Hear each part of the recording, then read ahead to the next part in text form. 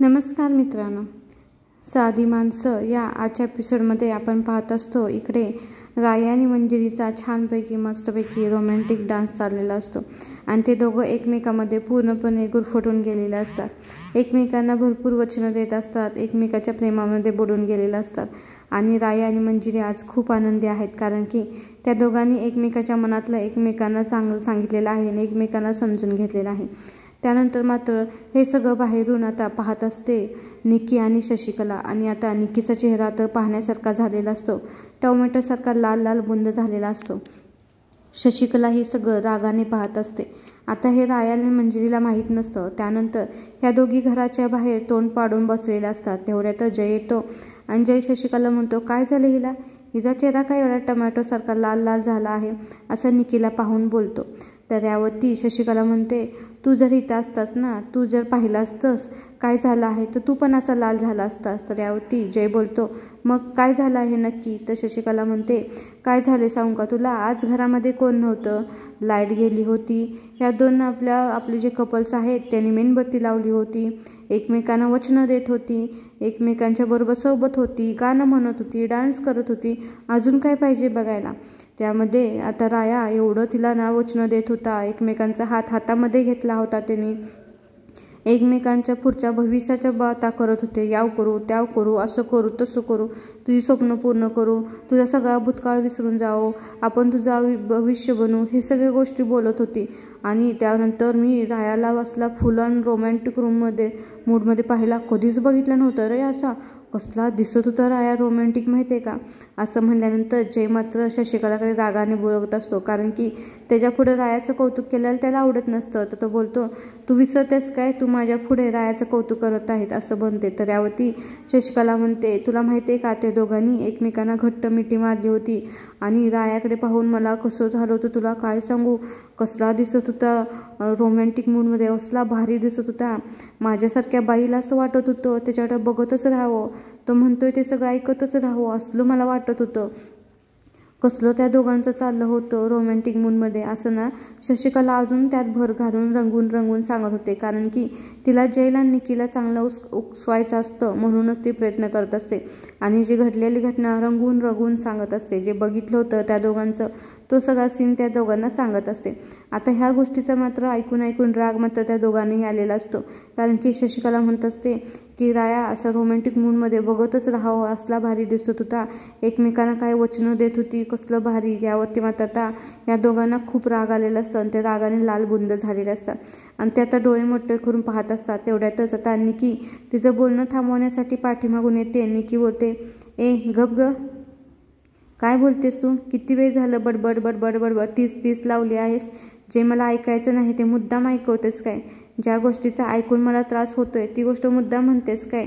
असं म्हणत असते. मात्र हिचं काय अजून चाललं असतं, बाई कसला भारी दिसत होता राया, कसली भारी दोघं दिसत होती, असं मुद्दाम म्हणत होते. आता जयलाही राग आलेला असतो. तर जयला म्हणते, मग मी काय खोटं काय सांगते का तुला?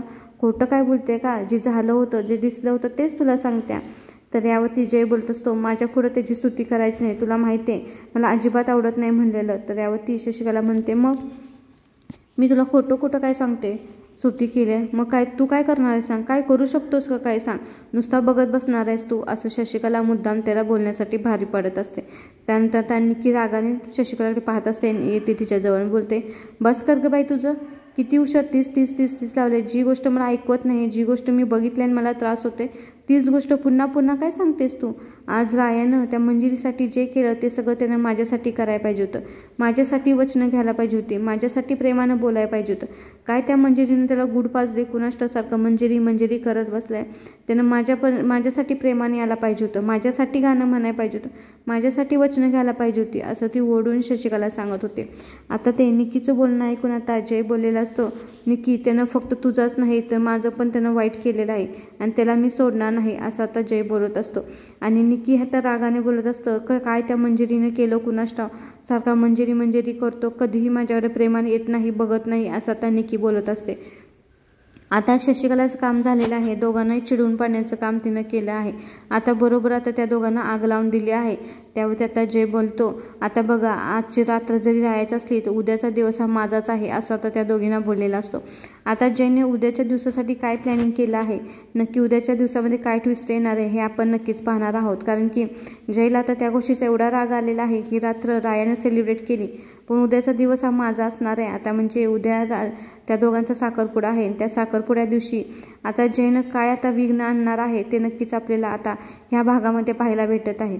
इकडे आपण पाहतो काय दुसऱ्या दिवशी सकाळी साखरपुड्या दिवशी आता शंतनू दादा भरपूर गिफ्ट्स कपडे घेऊन आलेला असतो. त्यावरती नानांना सगळ्यांना रुचिता सगळ्या जीजी या बाहेर या असं करून तो ते आणलेलं सामान दाखवत असतो.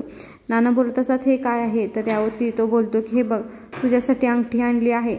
त्यामुळे तो कुणासाठी आणली अंगठी, तो बोलतो रायासाठी हे बघ अंगठी आणली आहे आणि मंजिरीसाठी दोघांसाठी मी अंगठी आणली आहे असं सांगत असतो. आणि ती अंगठी बघून रुचिता म्हणते वाव किती छान आहे अंगठी. त्यानंतर तो आणलेले गिफ्ट दाखवत असतो. त्यानंतर तो रुचिताला आणलेला ड्रेस दाखवतो. रुचिता बोलते हे काय मला कशासाठी, तर दादा बोलतो नाही सगळ्यांसाठी आज आनंदचा दिवस आहे ना म्हणून सगळ्यांसाठी आणला आहे. त्यानंतर इकडे शशिकला म्हणत असते हे बघ काय आनंदाने भारावून गेलेत बघ, खुळीबिळी झालीत का काय, तर त्यावरती जय बोलतो असून दे ग थोडा वेळ त्यांना त्यांचा आनंद सेलिब्रेट करून दे असं इकडे जय बोलत असतो. आणि हे दोघे दारा पाठीमागून पाहत असतात. तर काय हे दोघे हे सगळे एवढे आनंदात आहे, पण त्यांना काय ह्या दोघांना तो आनंद काय पाहत नसतो. त्यानंतर तो म्हणत असतो थोडा वेळाचाच आनंद आहे, काळजी करू नको तू, असं आता जय शशिकला म्हणत असतो. तर शशिकला म्हणते पाक खुळी झालीत का काय आनंदानं, काय माहिती बघ तर त्यांचं काय चाललं आहे. त्यानंतर तेवढ्यातच तिथं राया येतो. राया आल्यानंतर शंतनू दादा म्हणतो राया मग काय म्हणतोस पाहुणचाराचं कसं कसं करायचं, तर यावरती राया म्हणतो पाहुणचार म्हणजे काय करायचं असतं, मला काय माहीत नाही काय करायचं असतं. तर दादा बोललेला असतो तू म्हणशील तसं आपण करू. तर इकडे जे म्हणत असतं बघ त्याला काय माहीत पण नाही पाहुणचार बिंचार काय असतो आणि निघाला साखरपुडा करायला, असं आपलं तिकडं त्या दोघांची चेष्टा चाललेली असते. तर दादा बोलतो हे काय दादा म्हणल्यानंतर शंतनू सगळं तसं बोलल्यानंतर आपला राया म्हणत असतो दादा मी काय परक आहे का, कशाला पाहुणचार वगैरे त्याची काही गरज नाही असं म्हणत असतो. तर यावरती रुचिता बोलते नाही राया दादा ही रूढी परंपरा ही करायचीच असते. त्यानंतर रायाला दादा सांगत असतो जे काय आणलं आहे सामान त्याबद्दल त्याला सांगत असतो. राया आता खूप खुश असतो. तेवढ्यातच आता काय झालेला असतो जयनं त्याचा नवीन डाव टाकलेला असतो आणि आईला घेऊन तो घरातून बाहेर चाललेला असतो. तर त्यावरती राया बोलतो ए जय कुठं निघालायस तू, घोरपड्या कुठं निघालायस आईला घेऊन. तर यावरती घोरपड्या बोलतो मी निघालोय आईला घेऊन बाहेर निघाला आहे, तुझं साखरपुडा आहे ना तुझं तू बघ. त्यानंतर घरातून सगळे बाहेर पळ जातात कारण की जयच्या पाठीमागून जय आईला घेऊन गेलेला असतो. तेवढ्यातच मंजिरी खाली येते. काय झालं सगळे का घरातून बाहेर गेले, पाण्यासाठी ती खाली आलेली असते. तर यावरती आता राया त्याच्यावरती चिडलेला असतो. म्हणत असं घोरपड्या आईला घेऊन कुठंही जायचं नाही. तर यावरती जय बोलतो का घेऊन जायचं नाही, मी तुझा साखरपुडा आहे ना तुझं तू बघ मी घेऊन जाणार आहे तिला. आणि असंही तुझ्या आहेत ना बाकीची तुझ्या आवडीची माणसं जवळ, तुला काय गरज आहे आईच्या आशीर्वादाची असं म्हणत असतो. तर घोरपड्याला जय म्हणत असतो आपला राया हे बघ घोरपड्या माझा साखरपुडा आहे आणि आज आई मला इथं पाहिजे. तर यावरती जय बोलतो आपलं काय ठरलं होतं विसरलास का काय तू, आईच्या बाबतीतले जे सगळे निर्णय आहेत ते मीच घेणार आहे, तू यामध्ये काही बोलायचं नाही. तर यावरती राया बोलतो अरे तू काय पण सांगशील पण आजच्या दिवशीमध्ये तू आईला कुठेही घेऊन जायचं नाही. तर त्यावरती बोलत असतो जय तुला सांगितलं कळत नाही का, तू म्हणत असशील ना तुझी आई आहे म्हणून, तर आईनं मानायला पाहिजे ना तुला तुझा मुलगा आहे म्हणून. तर यावरती आपलं मंजिरी चिडते. मंजिरी बोलते ए जय काय तू दरवे त्याला आई त्याची नाही म्हणून हिनवत असतो, अजिबात त्याला असं बोलायचं नाही. तर लगेच जय बोलते तू शांत बस, तू मध्ये काही बोलायचं नाही. त्यावरती राय म्हणा ती बोलणार मध्ये बोलणार, आज आमचा साखरपुडा आहे आणि आई कुठंही जाणार नाही. मग जय बोलतो असं करूयात चल आपण आईलाच विचारूया तिला तुझ्याबरोबर थांबायचं आहे का माझ्याबरोबर यायचं आहे, चल विचारूया असं बोलतो. आणि तो रायाला आईकडे घेऊन जातो. आणि आईला तो काचेतून राया म्हणतो आज माझा साखरपुडा आहे थांबशील का तू. तर इकडे जय म्हणत असतो विचार आईला विचारतो थांबायचं आहे का. तर इकडे आईला विचारल्यानंतर रायाची आई बोलते नाही मला तुझ्या साखरपुड्याला थांबायचं नाही, मला जयबरोबर माझ्या किसनाबरोबर मंदिरात जायचं आहे. हे ऐकल्यानंतर मात्र आता रायाला खूप वाईट वाटतं कारण की आता त्याची आई इथं थांबण्यासाठी तयार नसते. मग आता जय म्हणतो चल निकी गाडीत बस असं बोलून तो गाडीत बसून आईला घेऊन जाण्यासाठी निघतो. तेवढ्यातच आता मागून आपलं राया आई करून पळत असतो आणि इकडे आता गाडी थांबवत असतो. तरी आता गाडीची काच लावून घेतली जाते आणि आता राया गाडीच्या मागणं पळत असतो आई थांब करून, पण गाडी काय थांबत नाही. राया गाडीच्या मागणं पळतोय म्हणल्यानंतर आता आपलं मंजिरी राया करत त्याच्या पाठीमागून पळत जाते. जय मात्र त्याची गंमत पाहत असतो की राया गाडीच्या पाठीमागून कसा पळत आहे, आईसाठी कसा पळत आहे. मात्र तो गाडी काही थांबवत नाही आणि मनातल्या मनात हसत असतो. तेवढ्यातच मंजिरी जाते आणि रायाला अडवते. रायाला बोलते, राया आई गेली आता, तू शांत हो, असं करून त्याला पकडते आणि गाडी तर पुढे गेलेली असते. हे सगळं जयचं प्लॅनिंग असतं, कारण की त्याला इकडे रायाला एकटा पाडायचा असतो. त्याच्या साखरपुड्या दिवशी त्याला आईचा आशीर्वाद घेऊन द्यायचा नसतो, म्हणूनच त्याने हे सगळं केलं होतं. राया मात्र खूप रडलेला असतो, कारण की आता आई त्याच्या साखरपुड्याला नाही, त्याचं दुसरं कोणच नाही कुटुंब, त्याची फक्त आई आहे. निदान तिनं तर आशीर्वाद द्यावे या दिवशी, असं त्याला वाटत असतं. पण आता जयनं तेही करून दिलं नसतं आणि मंजिरी त्याला समजावत असते. त्यानंतर आता आपण पाहतो काय, साखरपुड्याला आता राया पूर्ण तयार झालेला आहे, पण तो आता आनंदी नसून खूप दुःखामध्ये आहे आणि एकटा रडत आहे. ते पाहून आता त्याच्याजवळ आलेली असते त्याची मिस फायर आणि त्याला समजावून सांगत असते, राया काय झालं आहे, तू शांत का आहेस, तू नाराज आहेस का. तर यावरती राया बोलतो, नाही तसं काही नाही. तर यावरती मंजिरी बोलते, राया मला तुझ्याकडे पाहून कळत आहे रे, तू म्हणतोयस ना तसं आता आई नाही ना थांबू शकली आपल्या साखरपुड्याला, पण काळजी करू नको, इकडे बस, असं बोलून त्याला आता खाली बसवून घेते आणि समजावून सांगत असते. रायाला म्हणते, हे बघ राया, तू म्हणतोस ना की आत्तापर्यंत आपण दोघांनी प्रत्येक गोष्टीला आपण एकत्र राहायचं आहे, तुझं दुःख तेच माझं, माझं तेच तुझं आहे ना. मग आता मी सांगते ते तू ऐक.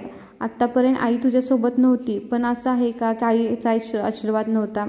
कधीही एक गोष्ट लक्षात ठेव, कोणतीही आई असून दे, ते आपल्यासोबत असो किंवा नसो, तिचा मुलांच्या भोवती आशीर्वाद कायमच असतो. आणि राया एक गोष्ट लक्षात ठेव, आता मी तुझी आतापर्यंत मैत्रीण होते, प्रियसी होते, आता ना मी तुझी आई व्हायचा खरंच प्रयत्न करेन. मी तुझी आईची जागा तर घेऊ शकत नाही, पण एक गोष्ट लक्षात ठेव, आई होण्याचा प्रयत्न करेन, आईचं प्रेम देण्याचा प्रयत्न करेन. आणि एक गोष्ट लक्षात ठेव, तू कधी एकटा नाहीस रे, हे एवढं सगळं कुटुंब तू उभं केलेस ना, हे बाहेर आहे ते तुझी माणसं आहे, तू असं का वाटून घेतोयस की तू एकटा आहेस, तुझं कोण नाही, अरे हे सगळी माणसं तुझीच आहेत ना, असं बोलत असते.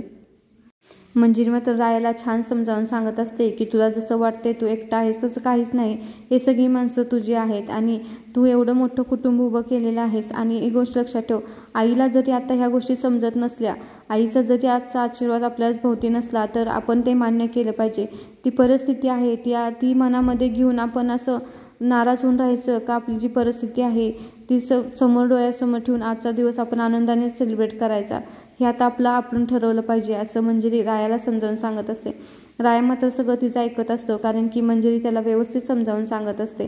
आणि इथून पुढे असं कधीही होणार नाही की मी तुझा हात सोडणार नाही, मी कायम तुझ्या सुखादुःखात तुझ्याबरोबर असेल, मी तुझं कुटुंब आहे, मी तुला सगळं प्रेम देईन, जसं तुझ्या आई देत आहे, जशी बहीण देईल, जसं मैत्रीण देईल, जसं प्रियसी देईल, आणि आता मी तुझ्या अर्धांगिनी होणार आहे, त्यामुळे तू काळजी करू नको, असं रायाला सांगत असते. आणि राया मात्र अजूनही काही बोललेला नसतो, तो नाराज असतो, कारण की काही जरी झालं तर शेवटी एवढ्या मोठ्या दिवशी का आपल्या घरातलं कोणतर पाहिजे असं त्याला वाटत असतं. आणि मंजिरी म्हणत असते, तुझं बरोबर आहे, कारण की आपल्या साखरपुड्या दिवशी तुला वाटणं साहजिक आहे की तुझ्या आईचं तुझ्याबरोबर आशीर्वाद असावा, आई तुझ्यासोबत असावी, पण नाही ना रे ती, आणि परिस्थिती आपण समजून घेतली पाहिजे, कारण की आई त्या परिस्थितीमध्ये नाही आहे, तिला काही समजत नाही की काय बरोबर आहे काही चुकीचं आहे, म्हणून असं होतंय ना.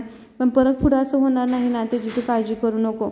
आणि आजचा दिवस आपण असा दुःखामध्ये घालवण्यापेक्षा जी परिस्थिती आहे ती खरी समजून आनंदामध्ये घालूया, असं रायाला बोलत असते.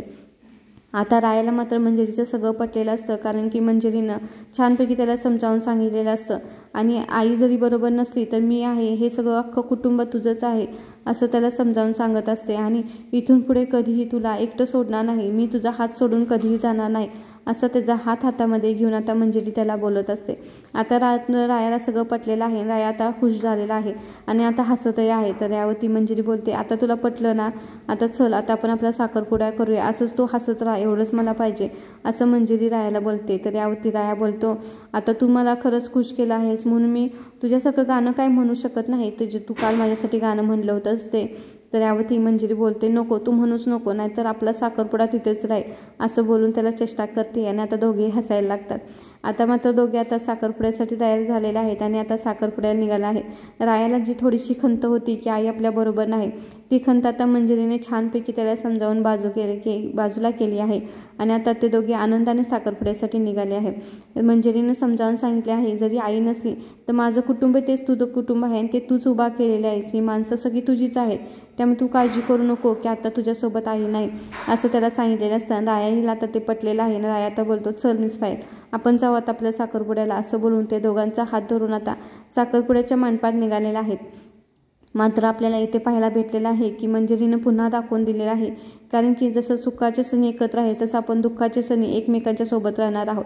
इकडे आता मात्र गुरुजींची गडबड चालली आहे. चला आता पटपट करूया. तर यावरती रुचिता बोलते, गुरुजी बास झाला तर चला पटपट करा, आता आम्हाला खूप लवकर कंट्रोल होत नाही कधी हा साखरपुडा चालू होणार. ते जिजी हे पाहून खरं ऐकत असतात आणि त्यानंतर मात्र हसत असतात. तर यावरती आपला शंतनू दादा बोलत असतो, खरंच ह्या गोष्टी खूप पहिल्या व्हायला पाहिजे होतं, पण आता लेट झाला म्हणून काय झालं, देर आहे दुरुस्त आहे म्हणतो ना, तेच झालं.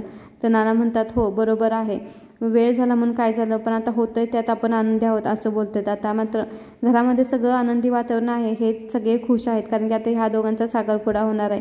आता यामध्ये कुठलंही विघ्न येणार नाही असं सगळ्यांना माहीत आहे. तेवढ्यातच आता गुरुजी विचारतात रायाला, तुझ्याकडून कोण आलं आहे, तुझ्या घरची कोण आहे. तर त्यावरती राया बोलतो, तसं बघायला गेलं तर माझं कोणच नाही, मी एकटाच आलो आहे असं बोलतो. तेवढ्यातच मात्र आता ह्यांचा प्लॅन सक्सेसफुल होत आलेला आहे. शशिकला येते बोलते गुरुजींना, ओ गुरुजी असेल कोण, त्याचं कोण तर येईल ना, त्याचं नाहीच तर कोण कुठलं येणार सांगा बघू असं तिथं येऊन बोलते. आता मात्र राया मात्र तिच्याकडे पाहत राहिलेला असतो, कारण की रायाकडे ह्या प्रश्नाचं उत्तर खरंच नसतं.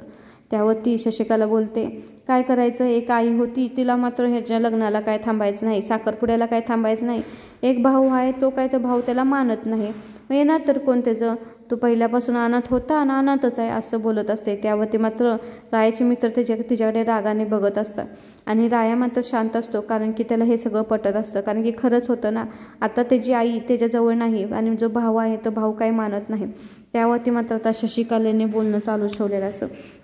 शशिकला बोलते मंजिरीला, काय ग मंजिरी, तू खरं तुझं सुख मानतेस का दुःख मानाय पाहिजे, मला हेच कळत नाही. तुला काय सासर नाही, सासू नाही, सासरे नाही, कोण नाही. तू विचार केलायस का कधी, ह्या जर रायाला एखाद्या पोलिसानं गोळी मारली, नाही तर एखाद्या दुश्मनानं मारलं आणि तो ढगात जर गेला तर तू काय करशील परत, कोण आहे सासरी, कुणाच्या जीवावरती तू राहिलेलं आयुष्य काढशील का, येणार परत माहेरी इथं राहायला असं बोलत असते. आणि म्हणत असते, खरंच म्हणजे तू सुख मानतेस का दुःख मानतेस मला हेच कळत नाही, तुझ्याबद्दल काय वाटावं मला हेच कळत नाही, तुला कोण घरातली ना दारातली कोण माणसं नाहीत असं बोलत असते. हे सगळं ऐकून मात्र सगळ्यांना वाईट वाटलेलं असतं. रुचितालाही खूप वाईट वाटतं की राया दादाला आता ही आपली आई अशी बोलत आहे. तर यावरती आता मंजिरी बोलते, गप ग, तू सांगू नकोस मला कोण घरातले आहेत कोण बाहेरचे, तुला कळतं का तर वेळ काय काळ काय तू काय बोलत आहेस असं आता मंजिरी शशिकलावरती ओरडलेलं असते आणि वेळ चालली आहे काय तू सांगतेस काय असं म्हणत असते. राया मात्र आता रडायला लागलेला असतो, कारण की त्याला खूप वाईट वाटलेलं असतं, कारण की त्याला वाटत होतं ना आजच्या दिवशी निदान माझ्या आईनं तर यावं, पण ती शशिकला बोलते त्यात खोटं काय आहे, ती खरं तर बोलते असं आता रायाला वाटत असतं. मात्र शशिकलानं काय तोंड बंद ठेवले नसतं. शशिकला म्हणत असते, आहे तर कोण तुझं सांग, हे बघ आम्ही मुलीकडचे सगळं अख्खं कुटुंब मुलीकडं आहे का तुझ्याकडचं, एक तर कोण आले का तुझ्याकडचं, आणि असणं येणार तर कोण, असलं तर कोण येणार ना, तू अनाथ बघितलं तर कशावरती अड्ड्यावरती जन्मलेला, अड्ड्यावरती राहिलेला, कुठली नाती गोती तुला काय आहेत सांग बघू. तर आता मात्र मंजिरी खूप चिडलेली असते. मंजिरी तिला बडबडत असते, तू शांत बस, तू कशाला सांगतेस ग नाती गोती, तुला करतो का त्या अर्थ नात्या गोत्यांचा अशी बोलत असते. तर यावरती शशिकला बोलते, पहिली माणसं पहिली लोक जी पाहत होते ना जात वंश कुळ बीळ यासाठीच ना, आपली मुलगी दुसऱ्याच्या घरी द्यायची म्हणजे फक्त नवऱ्याशी नातं जोडायचं नसतं, नवऱ्यातल्या घरात माणसं पण पाहिजेत ना. तर यावरती आपली मस्तपैकी मिसफायर उत्तर देत असते, म्हणत असते, माणसं कशी मिळवायची हे तिला माहीत आहे, तुझ्यासारखं त्यानं माणसं गमावलेली नाही तर माणसं कमवलेले आहेत रायानं माझ्या अशी म्हणत असते. मात्र शशिकला अजूनही तोंड बंद न करता रायाला मात्र त्याच्या अहंकारावरती त्याला ठेच पोचेल असं अजूनही बोलत असते. आणि आता मात्र हे खूप राग आलेला असतो. इकडे आपण शंतनू दादा ही रागाने बघत असतो आणि काय बोलते बाई, हिला जरा तर कळतं का नाही असं तो म्हणत असतो.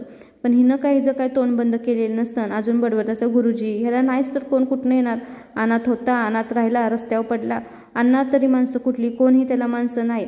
आणि मग मंजिरी बोलते, मी खोटं बोलते का मी खोटं, सांग मी खोटं बोलत असेल तर मला सिद्ध करून दाखव बघू, त्याचे नातेवाईक कुठं आहे, त्याचा परिवार कुठं आहे, त्याचं कुटुंब कुठं आहे, एकतर माणूस मला दाखव अशी म्हणत असते. आता खरं ह्या प्रश्नाचं उत्तर मंजिरीकडे नाही, कारण की आता रायाकडून घरातलं कोणीही आलेलं नसतं. तरी यावरती शशिकला म्हणते, ए मंजिरी, एक काम कर, मला खोटं ठरवायला एक माणूस दाखवतो, एक माणूस त्याच्याकडचा दाखव की त्याचं नातेवाईक आहे, त्याचं कुटुंब आहे. आता मात्र आता मिस फायर यावरती काय बोलणार, कारण की आता खरंच त्याच्याकडचं कोणीही आलेलं नाही. आता हे मात्र सगळं तिनं वातावरण टाईट केलं होतं. साखरपुड्याची वेळ चांगली असताना ह्यामध्ये विघ्न आणण्याचा बरोबर प्रयत्न केला होता आणि जयचा हा प्लॅन होता. त्यानंतर मात्र आता जय त्याच्याकडे कसा कुचक नजरेने पाहत असतो आणि रायाकडे मात्र त्याचं काही उत्तर नाही. राया मात्र आता डोळ्यामध्ये पाणी येऊन सगळ्याकडे पाहत असतो. हा आता उद्याच्या एपिसोडमध्ये एवढा छान ट्विस्ट आहे, कारण की आता पंढरपुरातले सगळे लोक आता रायासाठी आले आहेत. एक माणूस म्हणतो मी त्याचा बाप आहे, एक म्हणते मी त्याची आई आहे, एक म्हणते मी मावशी आहे, मी काकी आहे, मी बहीण आहे, मी आत्या आहे, असं बोलून सगळं पंढरपूर तिथं आता आलेलं आहे. हे पाहून आता जयचा डाव पूर्णपणे फसलेला आहे, कारण की आता रायाच्या कुटुंबात 1-2 नसता 100 माणसं व्यक्ती जेवढे कार्यक्रम आले तेवढे सगळे आहेत. तर राया बोलतो, बघितलं का, मी माणसं गमावलेले नाहीत, कमवलेले आहेत माणसं. आता त्यासाठी आपल्याला उद्याचा भाग नक्कीच पाहावा लागणार आहे.